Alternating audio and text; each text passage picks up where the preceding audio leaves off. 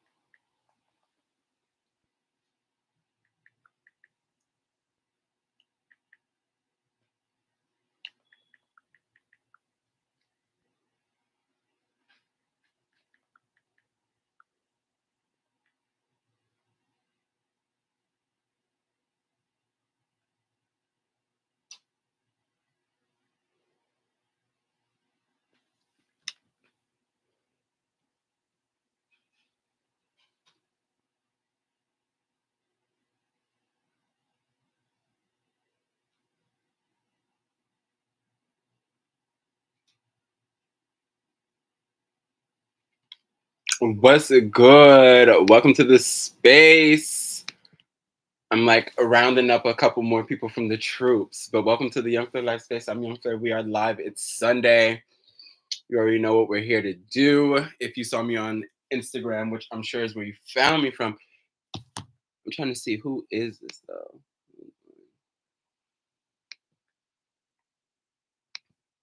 Are you are you on IG? What's your name on IG? Because I know everybody got their government on YouTube. Oh, hey, what's going on? Welcome to the Yungfleur Life Space, dear. It's been a minute. I don't think, have you ever joined me here on this space? Yes, of course I remember you.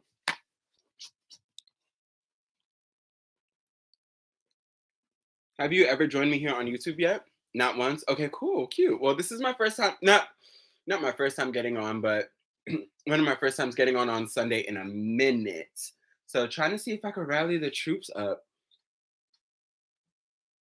But anyway, how are you doing? How are you enjoying? I've been wondering where you was at. Yeah, I've been trying to figure out how to restructure this thing. Like, like I'm always saying every time I'm on the live space on Instagram and dealing with the fact that they kept censoring my shit. So I got here on YouTube. So I've been doing my lives on the YouTube for the past couple of weeks now, on and off, but I'm making it more of a routine thing, especially as we're getting ready to head into the Couture Week season in June.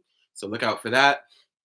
But yes, this is where I've been, babe. This is where I've been at. I do pop out over, yes, exactly. I do pop back over to the Instagram every so often just because, one, they gave me my capabilities back. So I was able to do all the stuff that they took away from me like in the past year. It just randomly came back, I guess, because I wasn't fucking with them no more. And so the girls were feeling a little jealous seeing the Yungfleur activities happening here on the YouTube space or whatever it was. But yeah, I popped on over there. But then very recently, I don't know what post, I don't know what it was, boo, but something I must have put up, they didn't like, they took it down, and then they were like, yeah, um,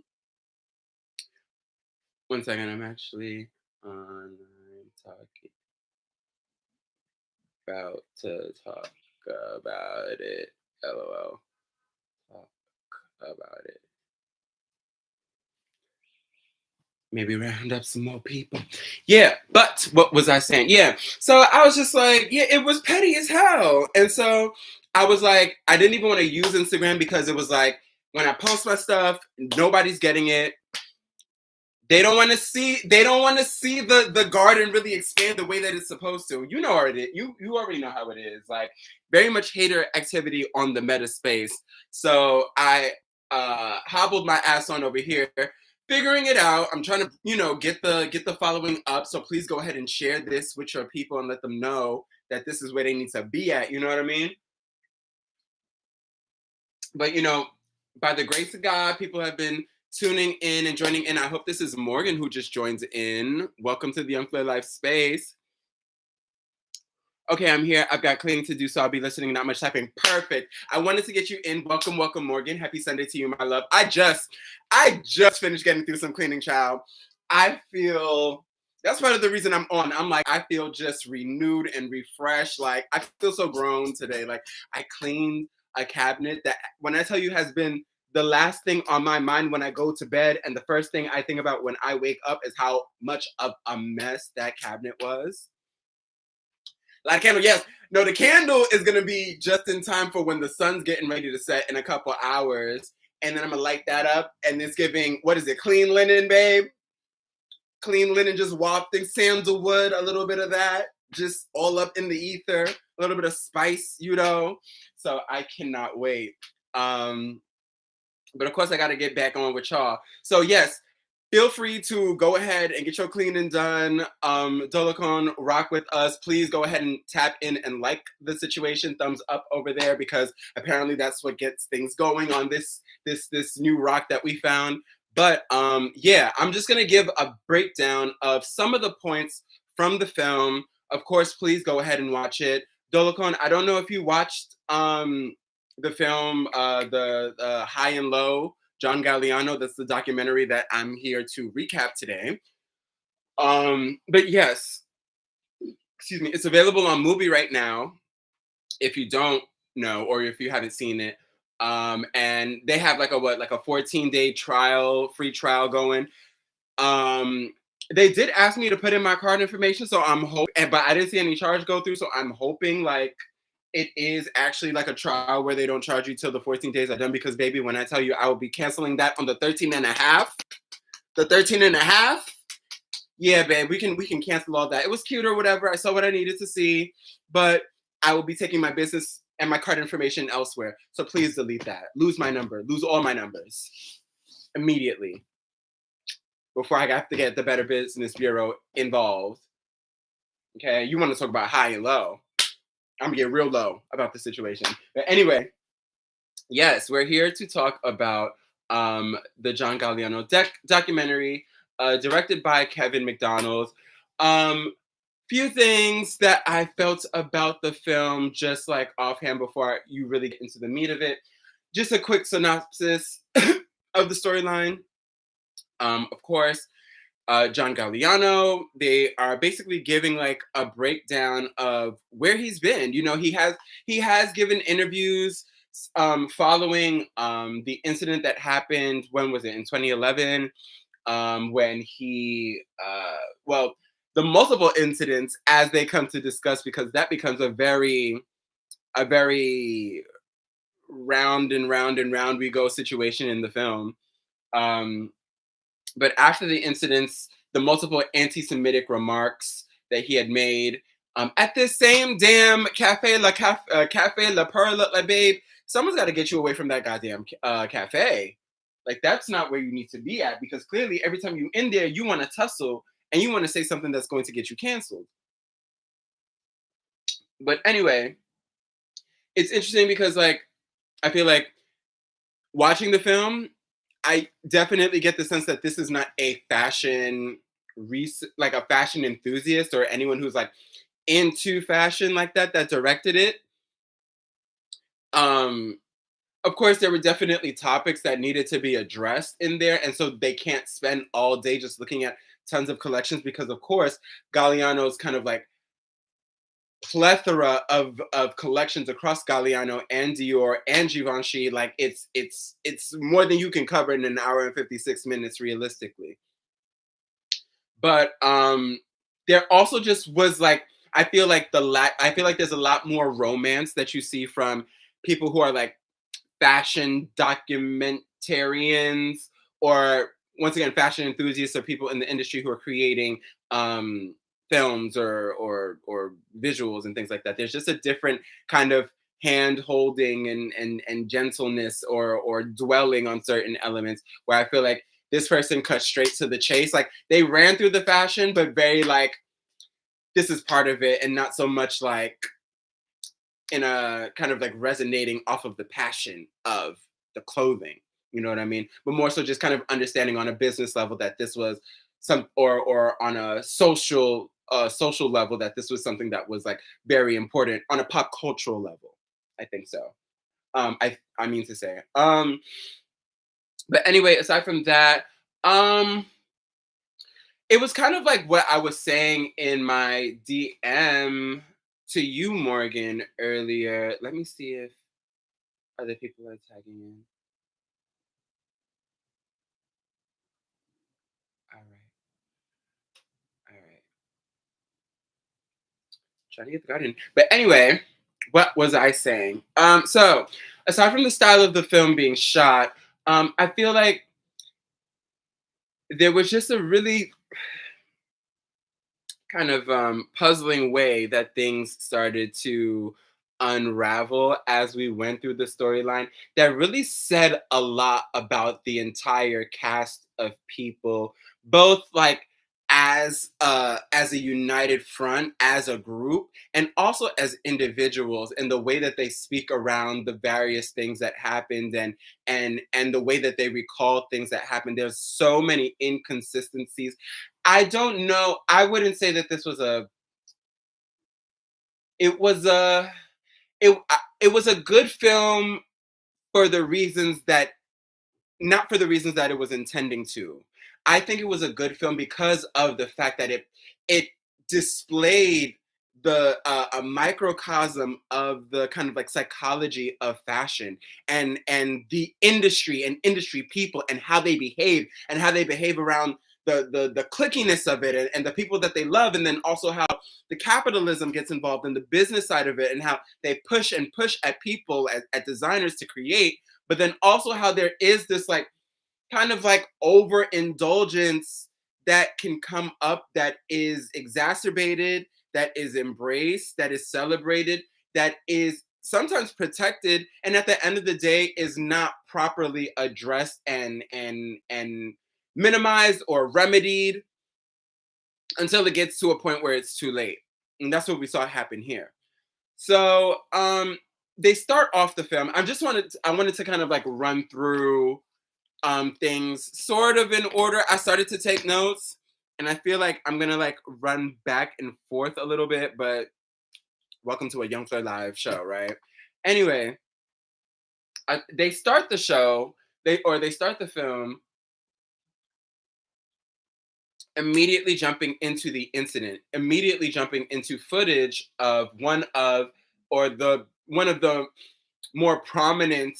I don't even know if you would say more prominent. I'm speaking without a proper grasp of which one held more magnitude, but I mean, in terms of like the instances of him having um these public outbursts, I don't know which one weighed more heavily than another, but I do remember the one him talking about somebody and their family being gassed if it was another time, or it was the dirty Asian faces, the Asian and anti-Semitic remarks. That was the instance that gets a lot more attention than the others in this documentary, and I think it's also because they actually had Philippe Vigletti, who was one of the victims of his outburst, speaking in the film. And that was also another interesting, like the way it ends, I'm just like, this is what the fuck I be talking about. Like, excuse me. All in all, I don't know if I would say that it, you know what? Let me just run through the order stuff. Let me run through the order stuff because I'm jumping ahead. So it starts off, with them going straight into the one of the situations and playing the footage of him kind of like speaking on someone, and making all these like crazy remarks, and then cuts to him present day, of course, speaking, getting ready to share his story. Let me grab my cookies, child. Let me get myself a little something to nibble on. Where are my cookies at? Hold on. Where are my cookies at? I bought a little snack for myself to enjoy while I'm over here spilling my guts about what happened with Galliano. But I can't even do it.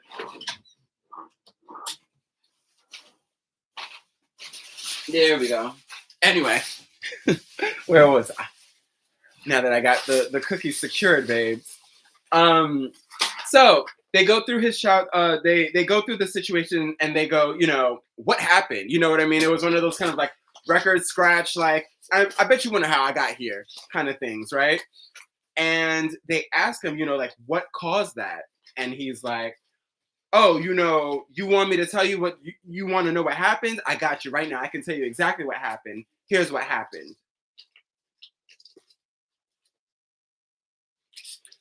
Okay. So we start off going immediately into his childhood, and I'm like, oh, okay, girl. Right, duh, of course, because you weren't gonna give me another hour and 46 minutes of you telling me what happened those 3 times that you were out here calling people dirty Jews. So there's gotta be more. So that's how they kind of open up and unfold this kind of very abridged beginning to end story of where he was and how he got to where he is now. And they start off with him talking about his childhood, and I don't want to kind of like go too close bit by bit on it, but they talk about kind of like the foundation of his family, of course, because I feel like they basically try to set up all these scenarios to explain overall this idea of a man who is, who uh, comes from a background where he is consistently trying to push and forge himself ahead through obstacles and things that um, should be detractors to him being able to access these kinds of opportunities from his class, his status as being someone who is an immigrant, parents coming from Gibraltar. He's half Spanish and I don't know Gibraltese. I don't know what people from Gibraltar are called, but his father's from Gibraltar. His mom's Spanish. Um, and then you know, getting into the industry, presenting himself in the way that he did, because of course we know him for having his eccentric style and just way of presenting and doing everything, which is also what made him such a superstar. But then also having these superstar ideas with a really, really common budget or no budget, and a public that doesn't generally understand what he makes, and how all of that culminates, and all the success and then the work, and how that all culminates to where we got to with him making the remarks. So, childhood, long story short, he's gay. His parents don't fuck with it. His dad really doesn't fuck with it. Story we've heard before. A story many of people in the queer community can relate to. People in fashion can relate to. And so, he said he dealt with lots of abuse because of it.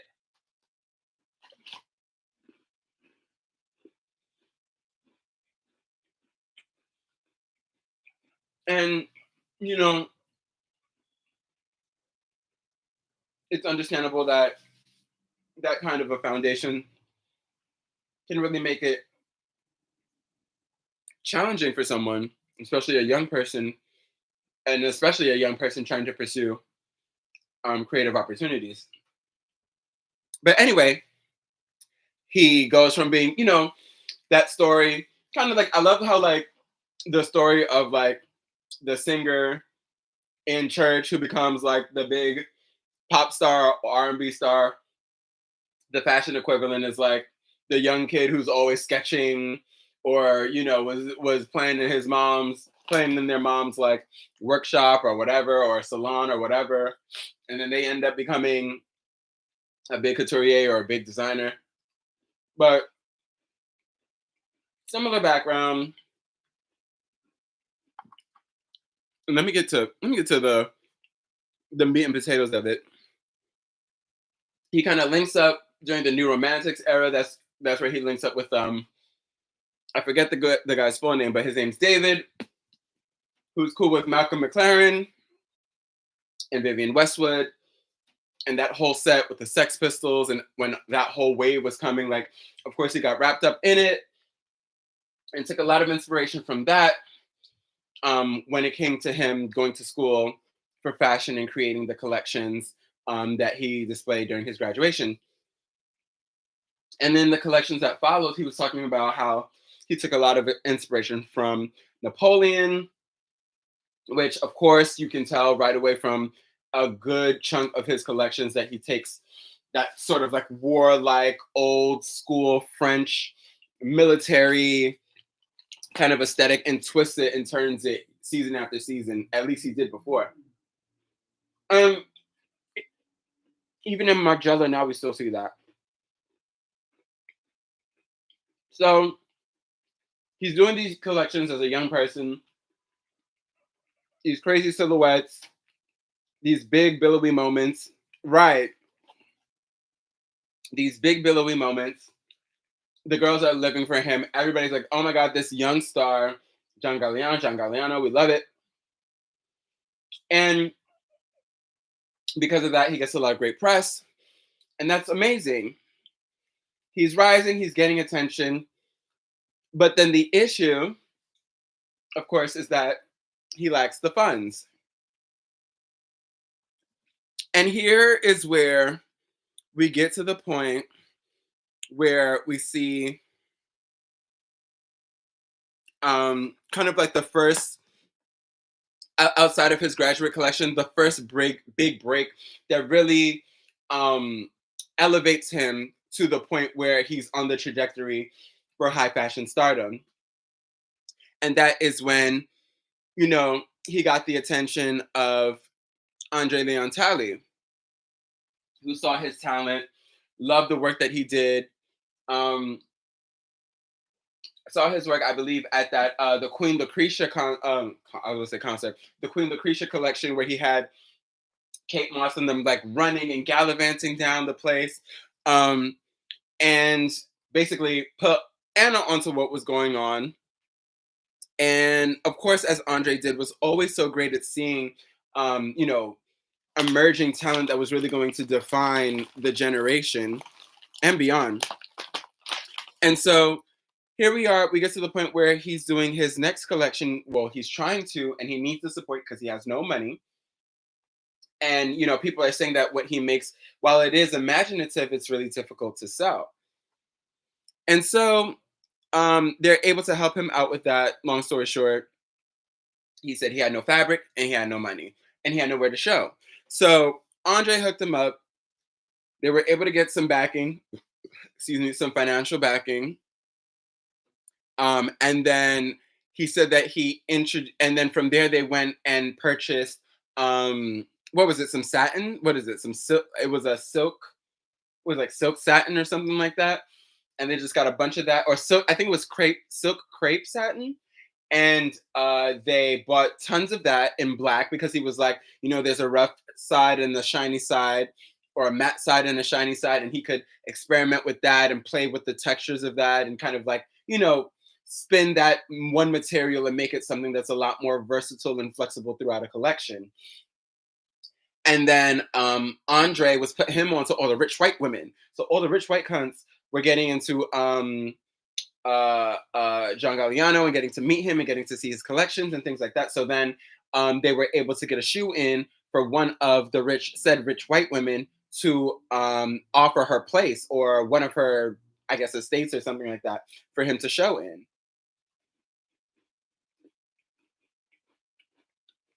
So boom, boom, boom. Through the support of Andre and Anna, but springing from Andre seeing that talent in John and feeling an inherent need to protect and grow that, we were able to get here. And that's something that, I feel like there are a lot of designers that we see that it's like, it really is a shame. Like, those kind of opportunities don't come for a lot of people that could use them. And when we sit here and think about, who's making money anymore, while people are still kind of turning out editorials of things that technically are also the same things that people aren't able to afford, I'm just like, what are we getting at here? Like, where are we putting, like, how are we being smart about where we're putting the money? You know what I mean? I feel like there should be a little bit more of an allocating that to. I mean, and there definitely are like emerging designer talent, like talent funds and competitions and things like that. But I'm just like, I feel like there's more that y'all can push out for all of these shoots because at the end of the day, it's like, who are you selling this dream to? That's why some of these magazines aren't doing well now. You're not speaking to anybody. You're not speaking to anyone who like, sure, it's aspirational, but at the end of the day, no one can do anything with this. They can't afford some of these things. They can't access a lot of these things anymore. Or sometimes you get the shit and it's not really proper quality anyway, or worth the money. But anyway, this collection, which was the Galliano collection, I believe it was 90, was it 98? I don't remember. I think it was 96. And so they did the collection in the parlor, and the girls were giving straight cunt. It was such a vibe. Let me go and I think you're cleaning, so you said you can't type, but I will show a photo real quick of that collection just so that it may jog the memory.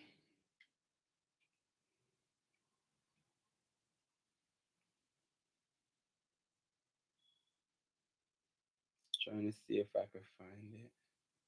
Yes, it was the autumn winter 1994 collection. Oh, I might be wrong.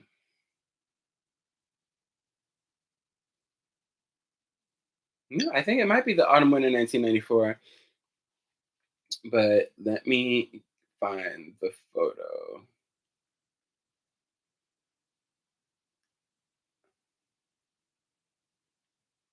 Yes, it was the fall 1994. And he just had the girls kind of storm through. This was kind of like a moment from that collection.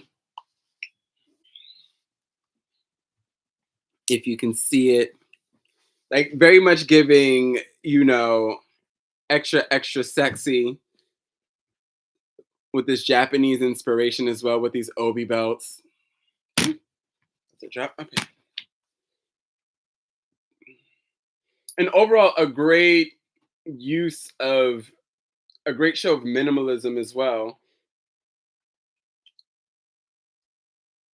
with these other romantic moments mixed in. And I remember seeing the photos. Yes. And then, so all in all, the collection was a success. The girls ate it up. People were so impressed. So much so that not too long afterwards, he talks about getting his ass wheeled off to meet with Mr. Bernard Arnault from LVMH.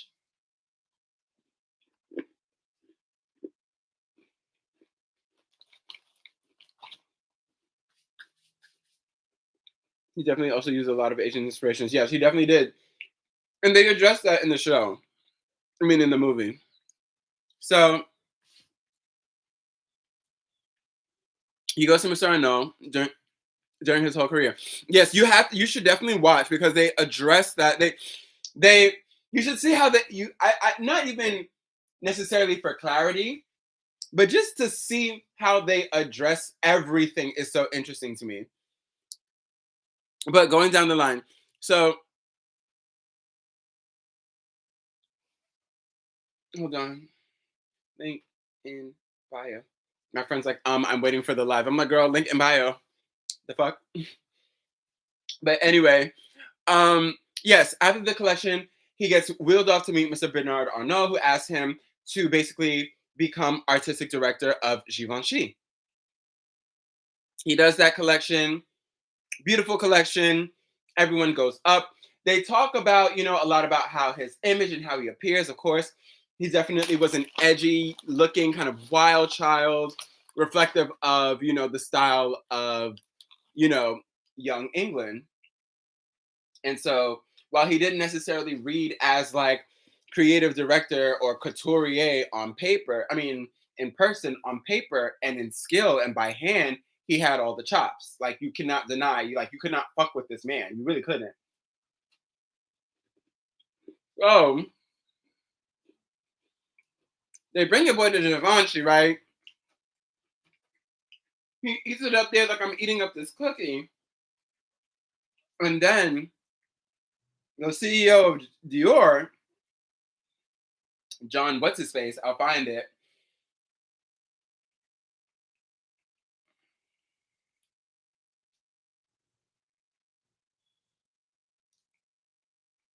I'm texting you back. Hi. But anyway, the CEO of Dior is watching in the audience at the Givenchy show and then basically tells Mr. Bernard Arnault, we need that man. Hey, bitch. My friend Michaela just joined in. Hey, girl. So, he tells him, like, we need this man at Dior.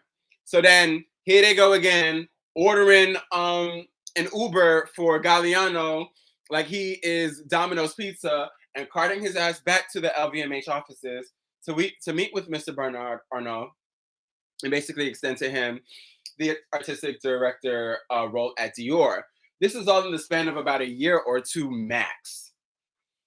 And so it really is like one of those moments where like it's not about luck, it's about being prepared and skilled when the opportunity arises.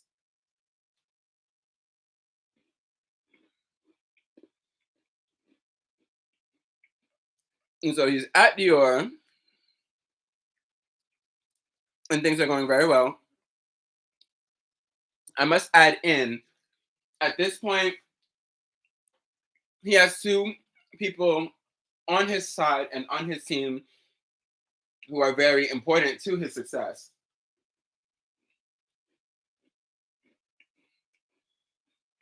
And that is Stephen Robinson, who, like, if you look him up, was his right hand man through everything, and Amanda Harlick, who helped with a lot of the styling there. And it was also the right hand woman to Karl Lagerfeld for many, many decades. Not many, many decades, but for decades, styling the Chanel shows. So he had them kind of like in his arsenal, really helping propel these shows and take them to the height of drama and execution that he envisioned. um, Now the appropriation. They talk about this. They start to talk about how, like, you know, of course, uh, Galliano also coming out around the same time as what's going on. Welcome to the Yungfleur Live Space, boo. It's Yungfleur. We are live and we are getting into the film High and Low, John Galliano. So please, I hope y'all got to catch it. But we're just starting to get into like the real meat of it. So they started off talking about, hi, what's good? Welcome, welcome, welcome. What's going on, friends? What's going on, folks? I guess I might as well.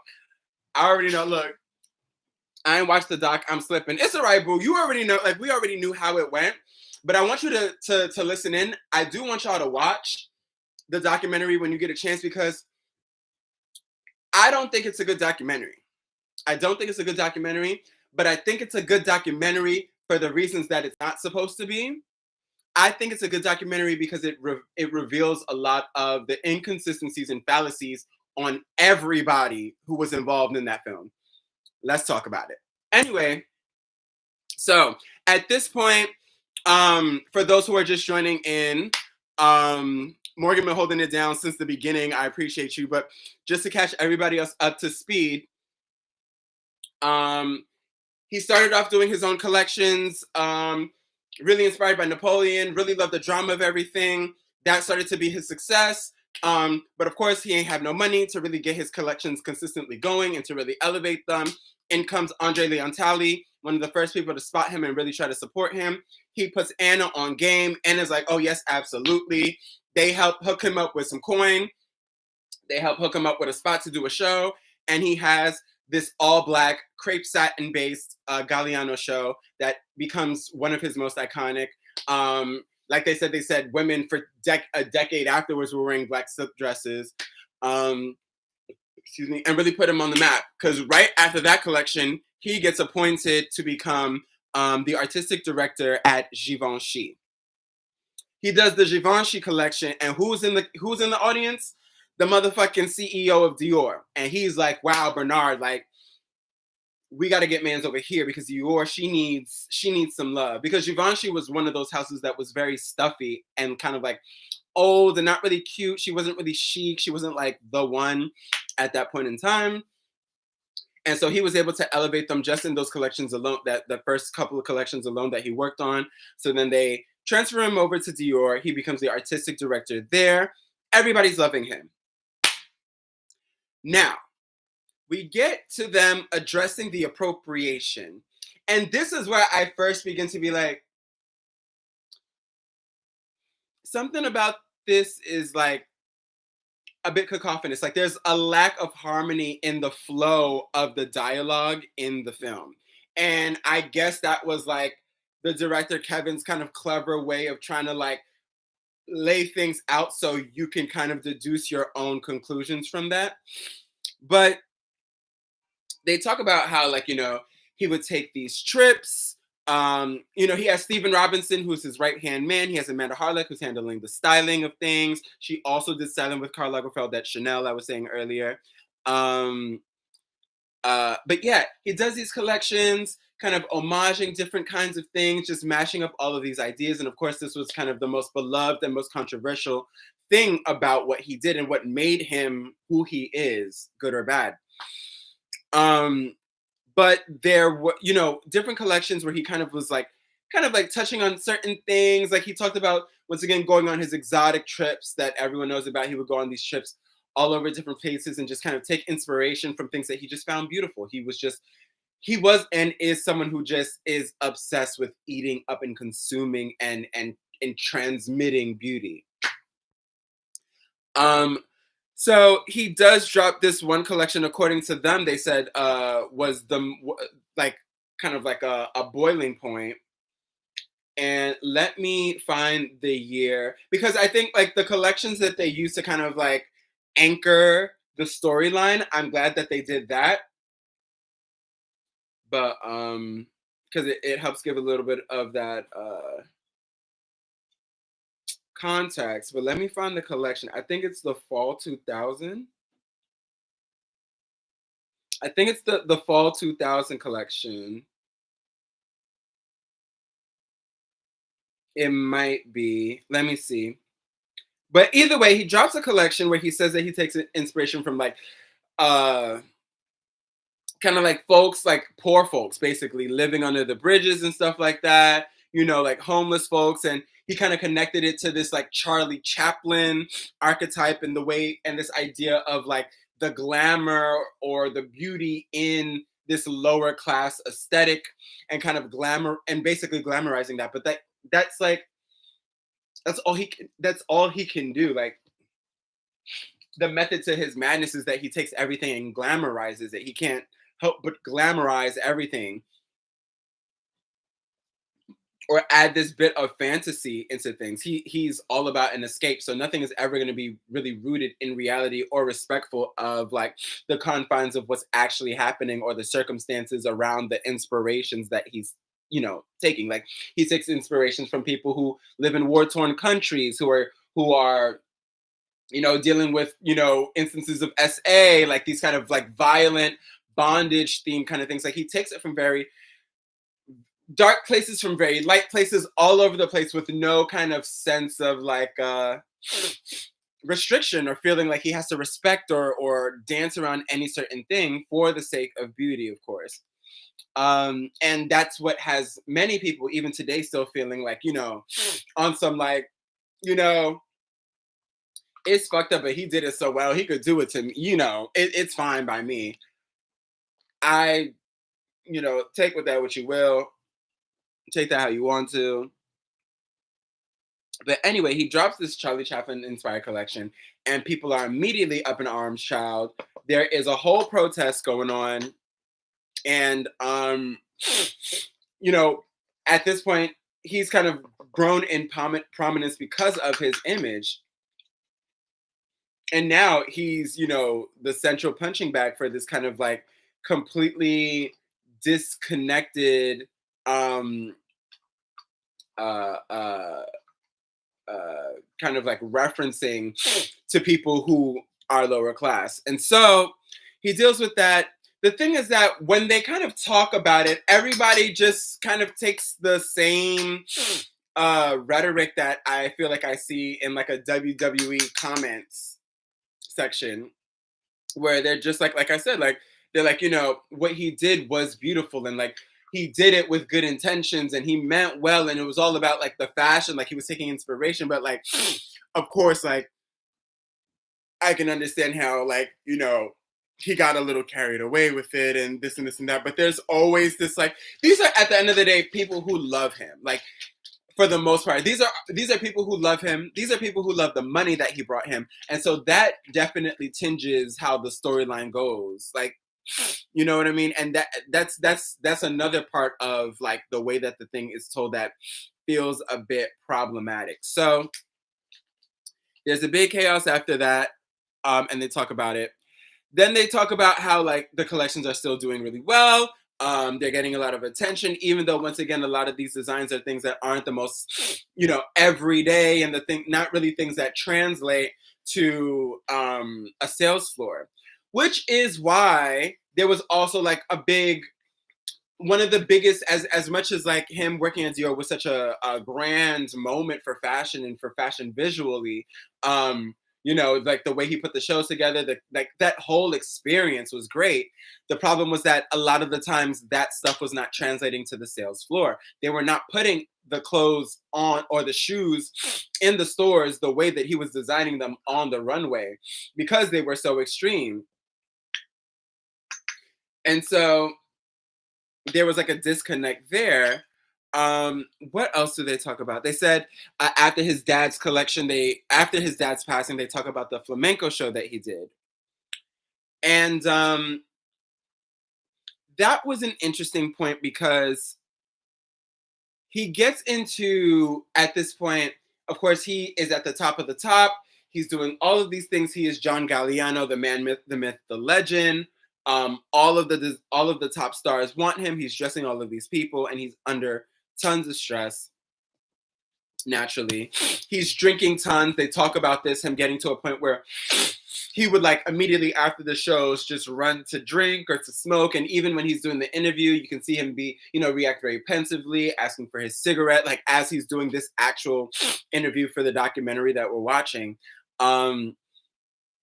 But he gives a breakdown of all of the work that he was doing. You know what I mean? And this is like before we even get to the flamenco show, he gives us a breakdown of all of the things. Like he says, what did he say? He said, 2 ladies ready to wear, 2 men's ready to wear. I literally was like taking notes like I was in front of this man, because I was like, let me just get it in one shot. I actually did pretty well. I'm impressed. 2 ladies ready to wear collections, 2 men's ready to wear collections a year. He said there was a second line that he had to work on twice a year.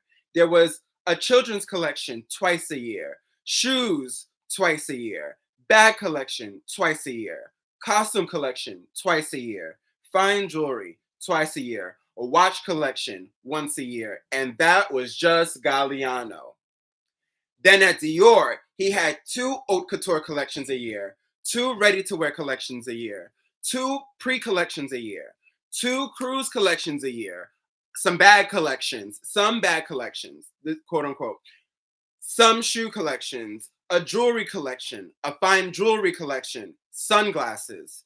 And then you have to do the press and do the interviews and be appearing at things and do the sponsored ops and things. Those are the contractual obligations to appear at things.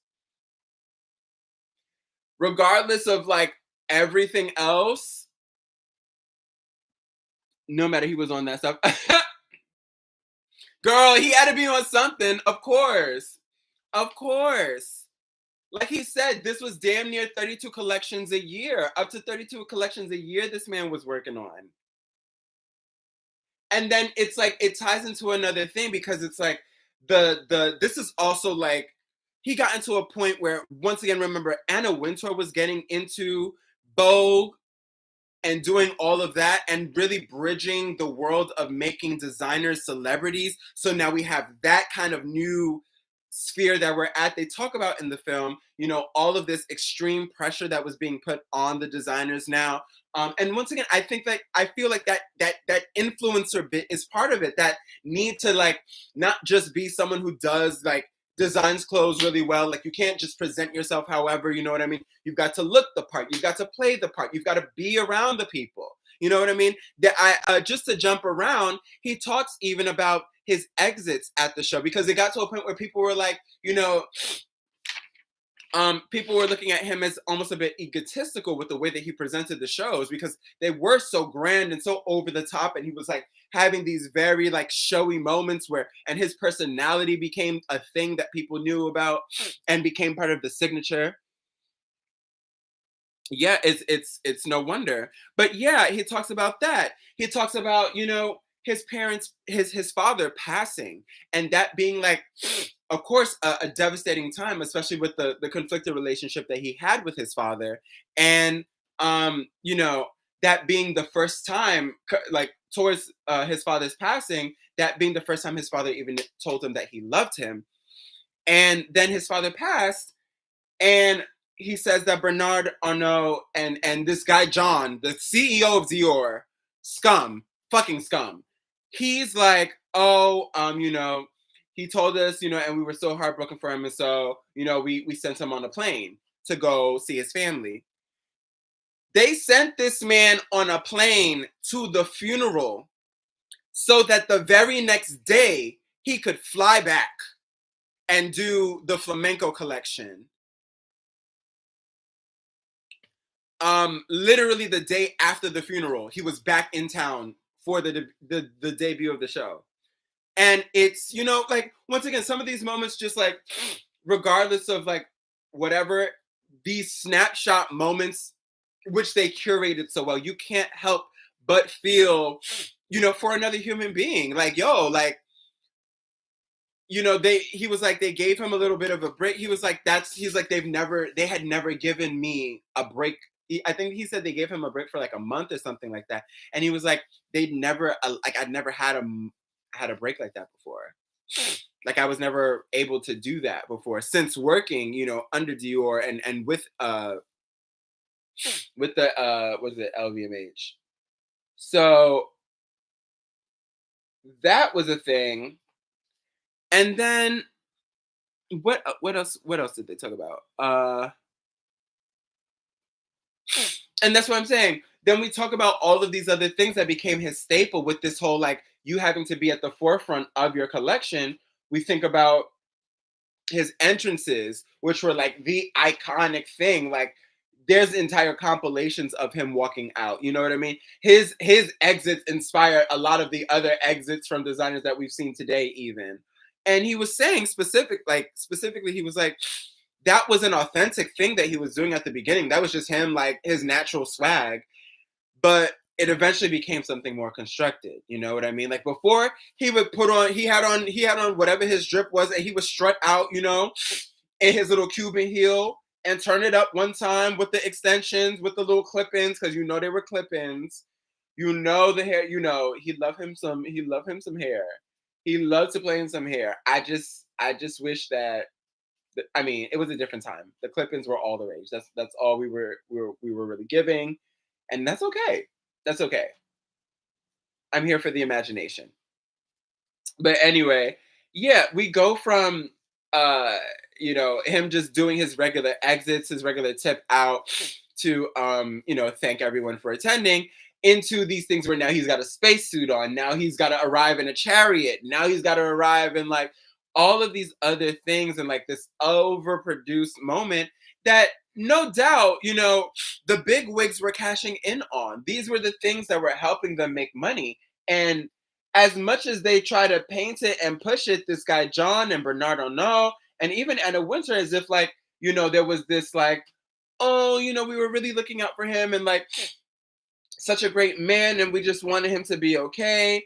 It's like there's just the way the math breaks down, baby. There's no way to count and add all of this up without including your motherfucking ass in it. There's no way to discuss how things went down without also featuring the fact that you are one of the determining factors of how this turned out, without a doubt. And so let's get into it. They talk about, okay, so when he talks about the exits and he's like, it was authentic at the beginning, it became more constructed. And then the interviewer for this documentary, Kevin or whoever, is asking him, oh, like, don't you think it was a bit Napoleonic?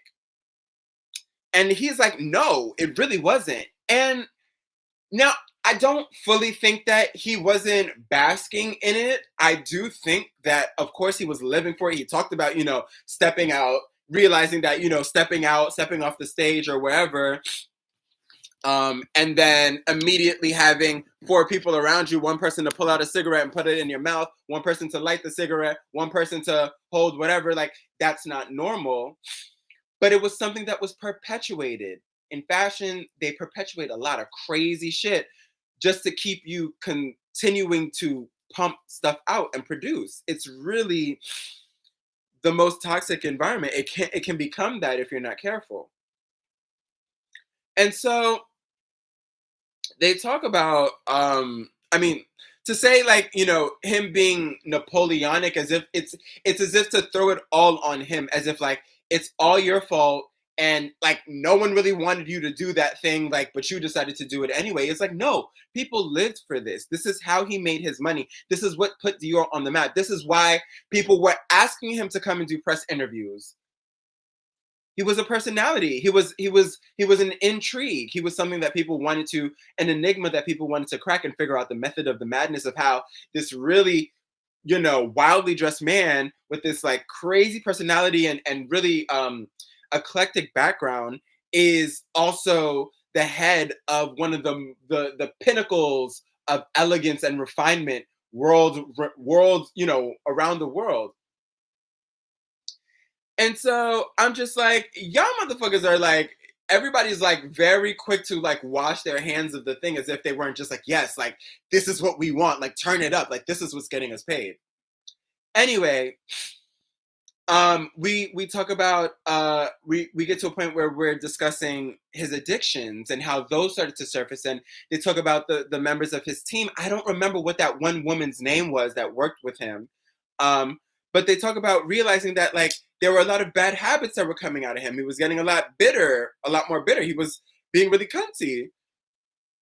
Excuse me. And the girls were noticing like the prescription drugs and all of the things that he was getting into. Excuse me. And equally, his right hand man, Steven Robinson, was also on some other shit. And Steven actually, and that's the thing, it be, you gotta watch that crew, that posse, Of course, everyone in the film is very reverent speaking on Steven and like what he contributed to John Galliano as a person and not just as a brand, and how he so selflessly gave everything, his whole life, literally to pour into Galliano. Galliano says this himself, simply to see, all of these dreams come to life. But he's also on his shit as well. They said that old boy was sniffing down. I mean, God rest his soul, but they said that, it was giving Hoover down at motherfucking Stephen Robinson's crib. And say that the way that he was behaving was also like really shady, and it seemed like he was trying to like kind of take over or I don't know what, but kind of like cast a dominion over everyone else, being right behind Galliano. And what else happened? So either way, they start to get more wrapped up in these kind of like toxic addictions and this culture of it where everyone around you is either doing it or encouraging you to do it, or at the end of the day not trying to standing out of your way to allow you to continue to spiral.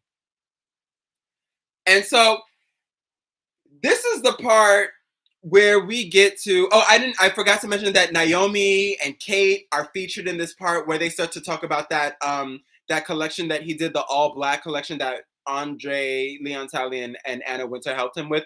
They get in and they talk about how the girls flew in and did it for free for him. just off the love, just because they really wanted to see him win. They brought their own shoes, they brought their own stockings. Like everyone really put it together, and it was really nice to hear that. Just as someone who's been in similar circumstances, and like that's really what makes a collection for someone who's starting out. And it's cool, it's just cool to kind of listen to that and just be reminded that like that's the start of greatness for a lot of people. It's really not your like ideal, it's not the optimal situation, it's not the super glamorous thing. You don't have all the money and the sponsorships and the things. It's really carving it out and hustling and continuing to make yourself visible, even when people doubt you. You know what I mean? He and Amanda Harlick talked about going to Paris and how like they were just determined, aside from just showing their stuff, but to show people like they can stand there. You know what I mean? That they're tough enough to stick it out. Um, but as we get to the addiction and things like that, that's where we start to see even more so the stories diverge as everyone starts to tell it. Because there's one woman who I guess was on John's side. I forget her name. I forget her name and her role, but basically she's like on his team to some capacity, right? And she warns Sydney Toledano, who works with John, the CEO, or is connected to John, the CEO of Dior, and warns him that, John is showing a lot of erratic behavior. They talk about him being naked in an elevator and roaring like a lion so people can't get in. John, the CEO of Dior, talks about having to not pay, but like call restaurants and call different venues to put out fires and to like fix certain situations or to smooth things over after, John has had an erratic meltdown. Keep that in mind. Um, and just kind of covering his ass and like, just kind of like hiding things when he makes those kind of mistakes. Um, and so this woman, getting back to this woman, the reason I keep bringing up this woman who warned Sydney and was like, yo, John is tweaking. Like, y'all need to look into, like, he needs help. He needs help. She says she told Sydney. Sydney told John, the CEO of Dior, and then she was subsequently fired. So, one of the first people, let me not say one of the first people because I don't know that for a fact, but one of the people who earlier on was catching on to the fact that he was kind of getting out of control and tried to bring it up was immediately pushed out of the situation from someone who was so concerned that he would make calls to smooth over the fact that John Galliano was trashing people's venues. The big concerned whoever, the big concerned CEO of Dior. So, where else did we go from here?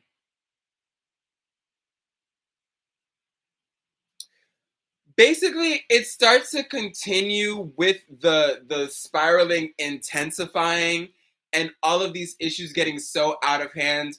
And then there's this like weird help, and this is the part that gets me tight because I feel like everybody gets really picky and choosy in this documentary because like suddenly it's like, sorry, my allergies are working me today, y'all. Please bear with me. I'm trying to make it. I'm just a young black man trying to make it out here. So please. Whew, crazy. I might need to get a water actually, but I don't want to step away. Anyway. sorry. Woo! They trying to get me, y'all. Hold on. Ugh.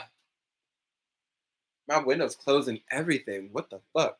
So this is where things start to get very like, what's going on? Because Bernard and John talk about basically they kind of try to pull it like they were so concerned and they saw that clearly something was going like, it seemed like they were getting hints that something was going wrong, but they weren't aware until they were. And by the time they were, things had gotten so out of control, even though John was putting out these fires the whole time through.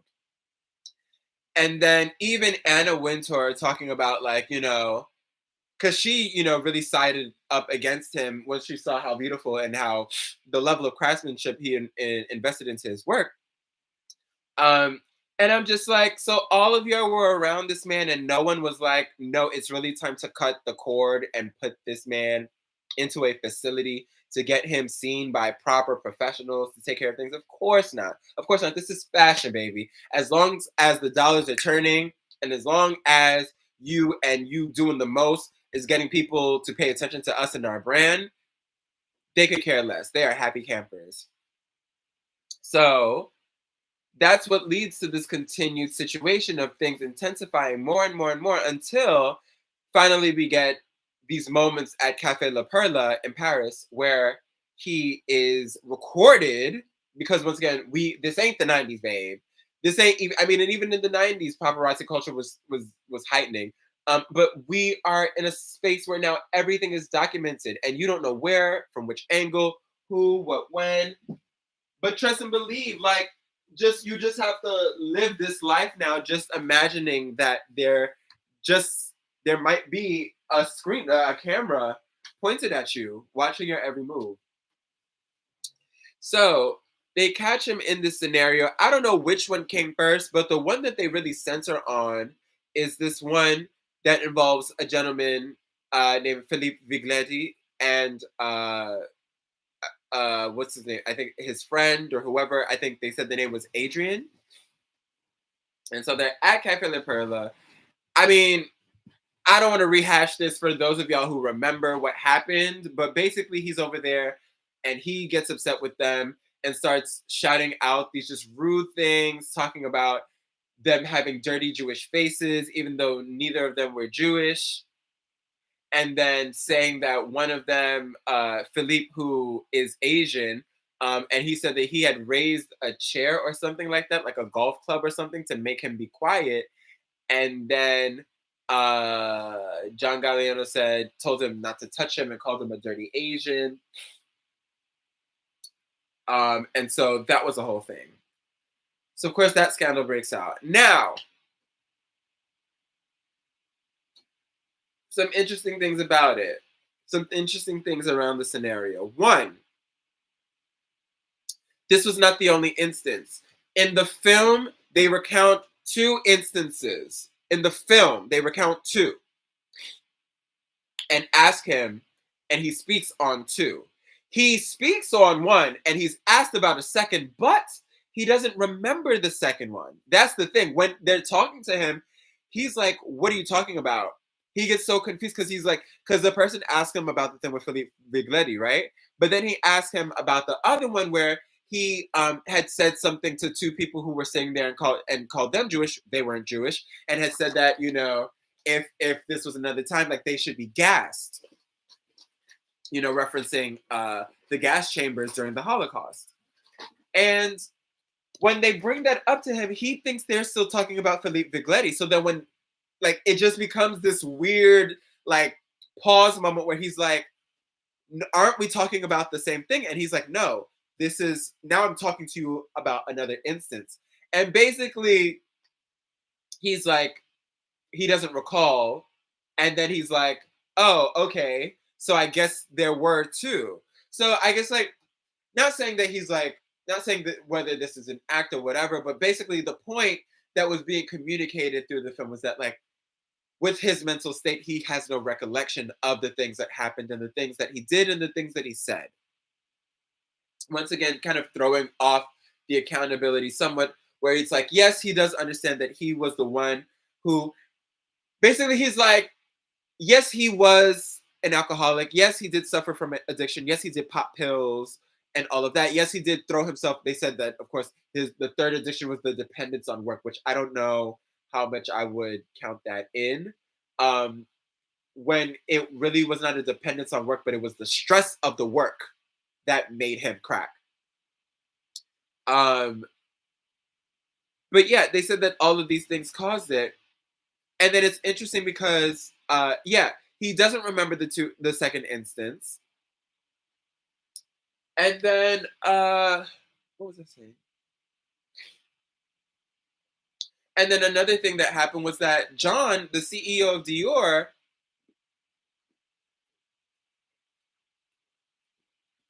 he was like,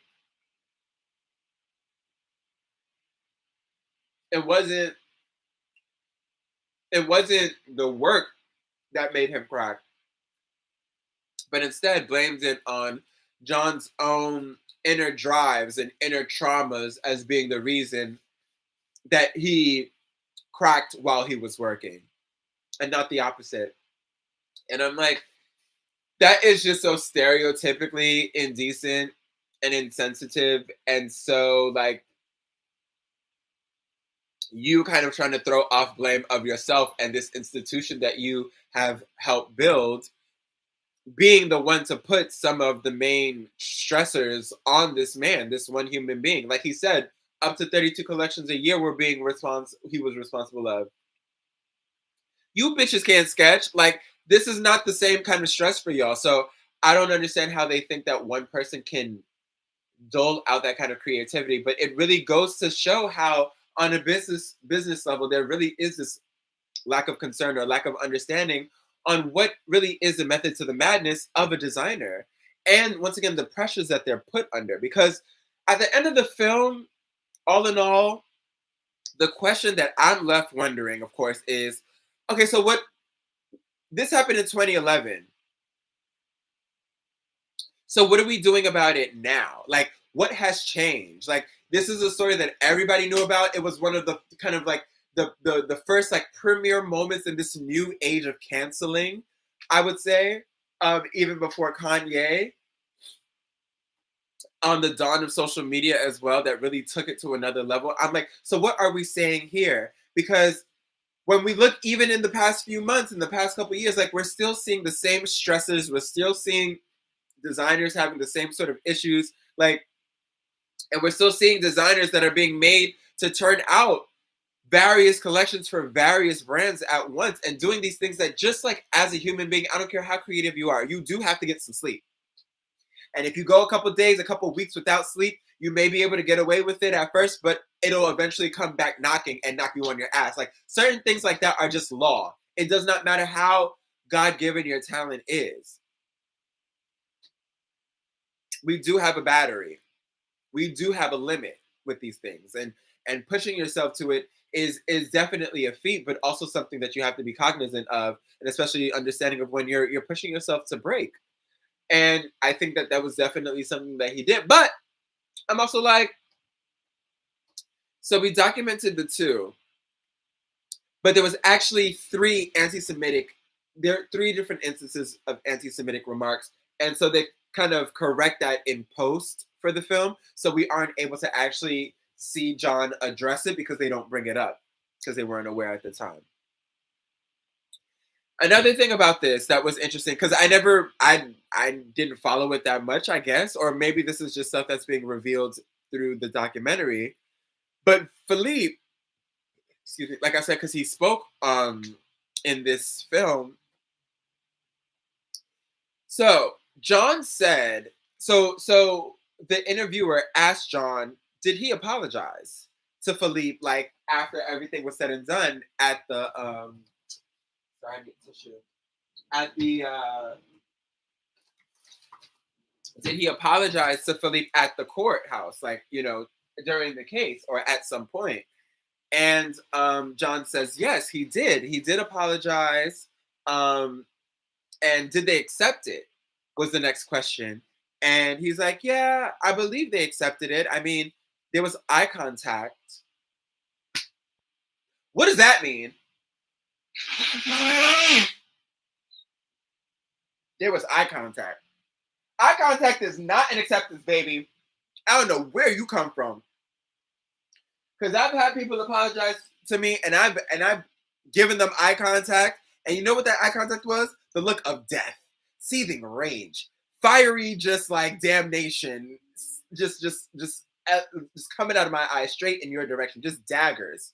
You know what I mean? So saying you apologize and you got eye contact back does not mean that somebody said, I forgive you. Eye contact does not mean I forgive you. A head nod doesn't even mean I forgive you. I forgive you means I forgive you. So I don't know where he deduced. I feel like there's a lot of like, y'all just pushing the story along type shit. So that's one part. Philippe says This motherfucker didn't apologize about shit. He did not apologize. And not only that, there was on record because they show a screenshot of a newspaper heading where basically Philippe said, he doesn't think that um John Galliano is a racist man. And we hear the similar sentiment shared by the other people who are being interviewed in the story, from Naomi Campbell and Kate Moss and all of those people. Once again, like, everybody's just like, he's not racist. Like, it's just a part of the. Charlize Theron is on there, of course, because she's like a big Dior ambassador of the past couple decades, and she's on there, and they're like, you don't understand. Like, my dad has dealt with addiction, and like, you don't get how these kind of things like cause people to behave, and how it causes them to say things like they don't even mean, or just to like just say things erratically. Fair, sure. I just feel like it's why you always got to talk about the Jews every time. And someone brought this up. I think they really tried to make it like, in this film, yes, we're going to ask the questions that you want us to ask. But they didn't really answer them in the way that I think was satisfactory.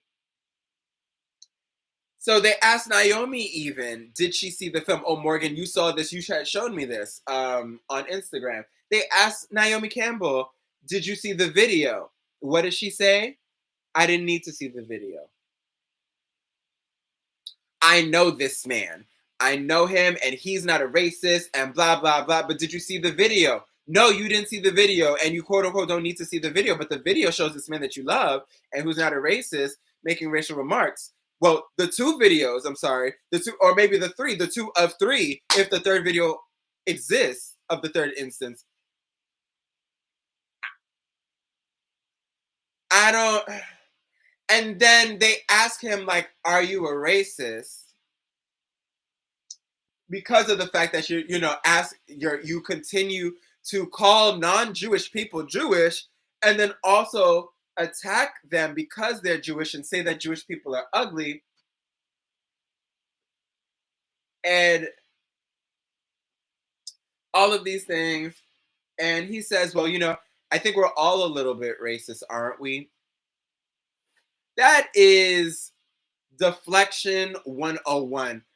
Don't turn the question into a bigger conversation on society at large, baby. Because society at large was not down to the cafe motherfucking La Perla calling people dirty Asians and saying that motherfuckers need to be gassed.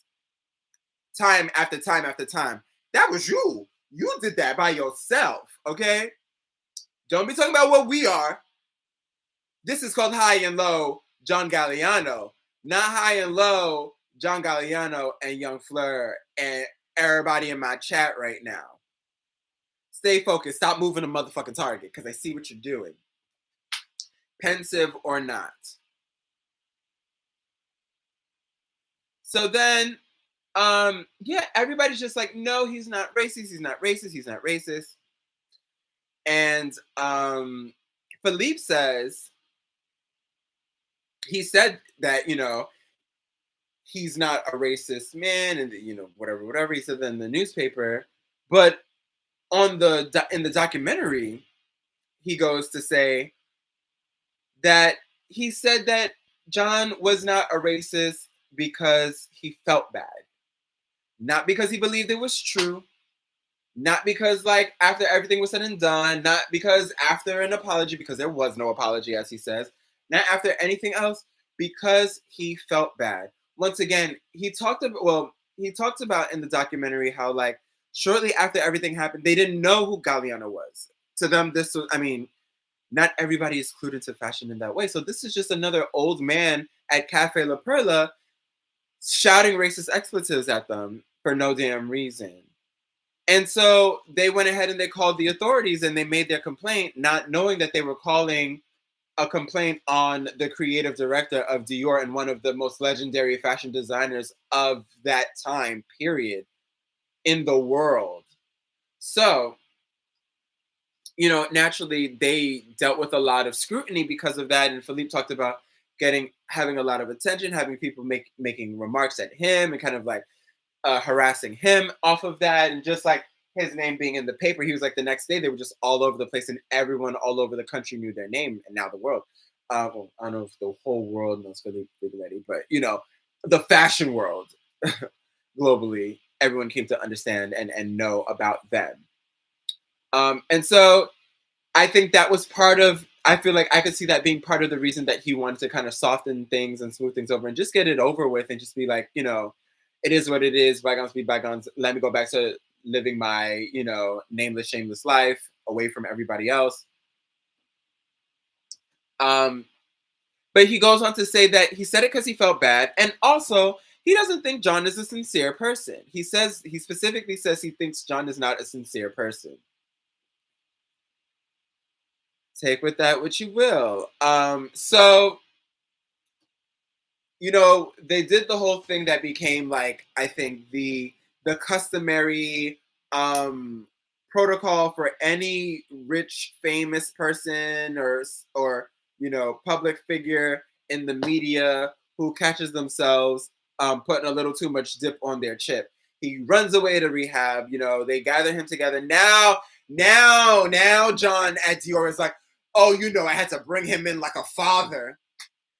Don't nobody, ain't no way you could be CEO of Dior, my boss, and my daddy at the same time. There's just too much of a conflict of an interest there. So I was just like, I don't know who he thinks he's convincing in this film, talking about all of this, like, oh, now, we were like, he needs help. We need to get him to a therapist and all this and this and that. And now you want to jump in and help him out. I'm like, where were you when Shorty that you fired was like, yo, your boy's not a-okay. He needs to take a step back. Whatever. So they put him in rehab. They get him over there. He's taking care of himself, as they say. And of course, he's looked at as kind of like this villain under society and now pop culture society because it's become a viral moment all over the internet. Now we get to the return. And basically, Abe Foxman, who's in charge at Condé Nast, is the one who really put this back. So once again, Condé Nast, time and time again, they hold John Galliano's back. And that's one thing about Anna Wintour and one thing about Vogue and Condé Nast. Like, they have their favorite. There's like an elite set of favorites. Of course, Karl Lagerfeld was one of them who like they will ride or die for. Like, I don't know about die, but they will ride for. And they will do what they can to help get them what they need, put them where they need to be. And those places also, oblige them as well. So Abe Foxman at Condé Nast, he's like, John Galliano reaches out to him and is like, basically, how can we move past this and get me back, in the game again? And so Abe's like, John was such a great person and the work that he did was so good. So it's like, it would be a shame to waste this opportunity and to not allow him to, get that chance to, have a second chance at things. Which I also feel is like, you also know what he means for you as a business, what he means for you, for the coinage, for the editorials, for, getting, turning the gears on fashion, especially with the darker period that we were having.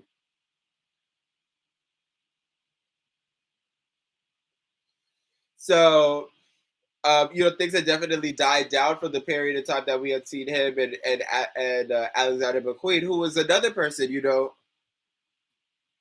often see books and other pieces of media where they draw parallels between Alexander McQueen, who was another British designer also, and John Galliano and their stories and a lot of the similarities that they have and the things and the instances and the people that intertwine between them. Aside from the fact that they were friends, like they fuck with each other. So Abe, getting back to Abe at Condé Nast, he tries to basically get what's his name, John Galliano back in. He's talking to multiple different figures, the big wigs in France and whoever, wherever, and trying to see like, can we get this man somewhere? Can we do something for him? And they're basically like, he's kind of canceled, and we don't want no parts in trying to revive him. And the people at France even go on to say that they feel like it's probably better to just allow him to remain a disgrace. That's what Abe Foxman says. I thought that was wild. That's really how humans talk about each other. That's how it is. That's how it is. So none of this works. So what does Abe Foxman do? Abe Foxman goes and finds a rabbi by the name of Barry Marcus, who comes from Ireland, apparently. And Barry Marcus, he is he's known because he has a program where he organized thousands of trips, educational trips to Auschwitz, to the concentration camps, to just speak. He would speak to people and do public speakings and teachings about the Holocaust. And so he's just this great educator when it comes to the Holocaust. And that's it. That's his claim to fame. He organizes thousands of trips. And so they get this man and they ask him to basically act as a mentor and educator to John Galliano. And what this ends up meaning is that Barry creates a crash course on Jewish history and the Holocaust, I guess, and all of these things for Galliano to study through. And this is publicized. Vogue, of course, is going to push it. Everybody that loves Galliano is also going to share this information as well. And so this is the start of the redemption arc for John Galliano, where they're like, he is sitting down. He's gone to rehab now. And so we know that the alcohol made him do it. Now, as far as him calling people dirty Jews 2-3 times, we have him speaking with someone who is, I don't even know if, Kate, this is not to discount his work. To organize thousands of trips and do all of that is an amazing feat. But I don't know if he's necessarily, I don't know how the Jewish community regards him as far as being the top tier head when it comes to speaking on the Holocaust, or if he was just someone who did a really great thing and has really great press and could have been someone to add in to make things look good for John Galliano. Who knows? But either way, Barry creates this course. They push it to the press. He's taking this course. He's working with Barry. John Galliano is working with Barry Marcus as educator. So he does all that. So that's the next step. Then Kate Moss commissions John Galliano to create her wedding dress. And so, of course, it's really interesting because Alexander McQueen was the one who helped bring Kate Moss back when she went to rehab after dealing with her addiction to cocaine. And now when she's at her wedding, now she's bringing, she's kind of paying it forward and giving John Galliano an avenue to kind of come back out on the design tip and design something that, of course, would be, seen all over. Everyone in fashion is going to be paying attention to it, not just because it's Galliano, but because it's Kate Moss. And once again, and because it's Kate Moss and John Galliano, the pair, the dynamic duo. And so, of course, that's a moment. It's gorgeous. She looks stunning. Duh. And of course, he talks about feeling amazing off of the experience. And then following that, he gets an appointment by Oscar de la Renta for an artistic residence. And that becomes the precursor to his appointment as creative director for Margiela, where he sits now. And so it goes on through that. And he kind of talks about how he's always going to be he is an alcoholic, but he's doing things now to take care of himself. And it kind of just ends off on that note.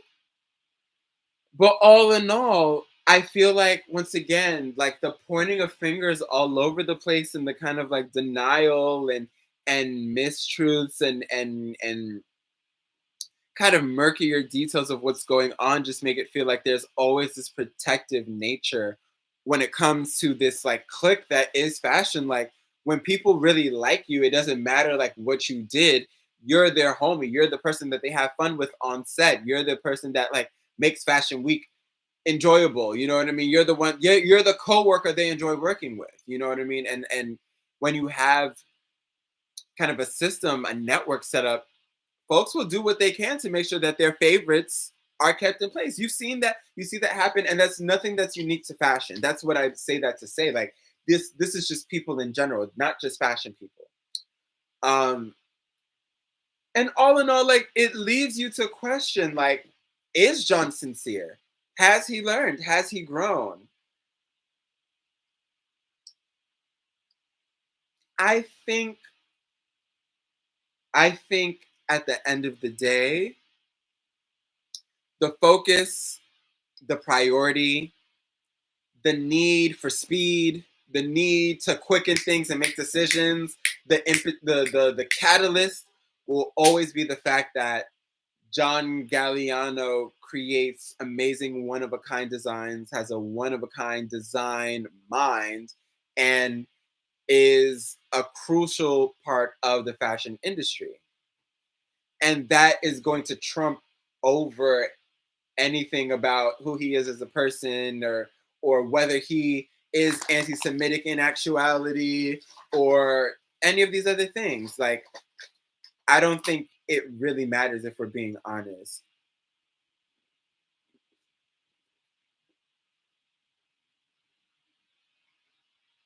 Because to bridge it to where we are now, as you see with Kanye, as you see with Alexander Wang now,